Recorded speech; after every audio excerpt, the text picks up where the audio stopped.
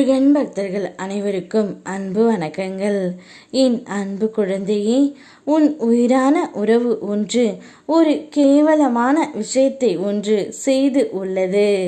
அது என்னவென்று உனக்கு தெரிய வேண்டுமா? நான் சொல்ல வருவதை தனிமையில் கேள் தங்கமே. தோல்வி உன்னை வாட்டி வதைக்கிறது என்று நீ கவலைப்படாதே. உன் அப்பா நான் இருக்கின்றேன்.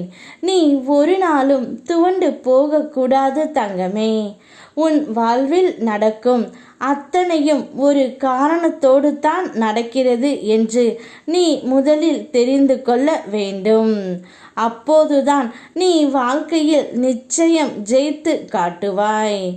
ஒருவன் தன்னுடைய தொழிலில் படு தோல்வி அடைந்த நிலையில் தான் நடந்து வந்த வழியில் தெரு முனையில் போவர் வருவரை மிகுந்த மன வேதனையுடன் வேடிக்கை பார்த்து கொண்டு இருந்தான்.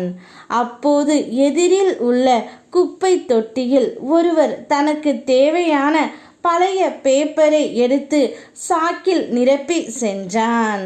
சிறிது நேரத்தில் இன்னொரு நபர் அதே குப்பை தொட்டியில் தனக்கு தேவையான பாட்டில்களை நிரப்பி எடுத்து சென்றான்.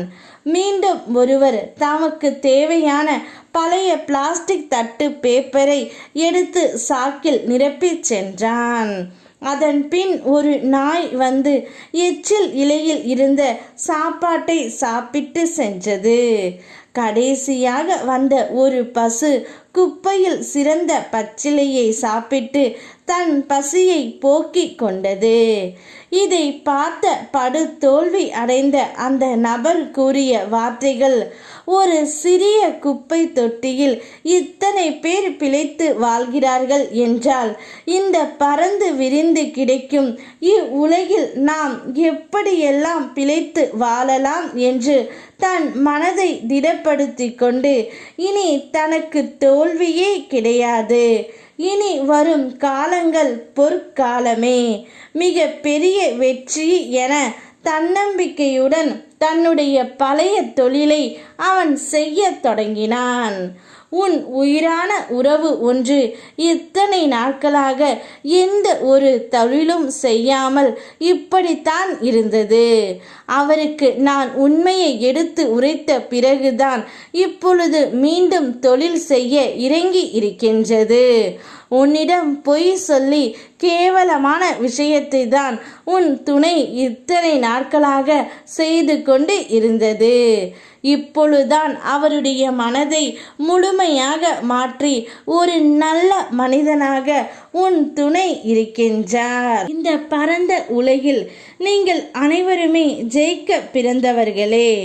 யாரும் யாரிடமும் தோற்க பிறந்தவர்கள் அல்ல தங்கமே.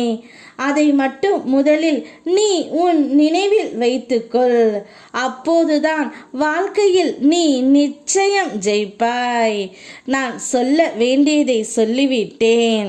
இனி உன் துணையை நீதான் பார்த்து கொள்ள வேண்டும். இனி உன்னுடைய வாழ்க்கையில் மன உளைச்சல், துன்பம், கஷ்டம், கவலைகள் இவை அனைத்தையும் முதலில் தூக்கி எறி. நான் இருக்கின்றேன், யாம் இருக்க பயமேன். ஓம் முருகா.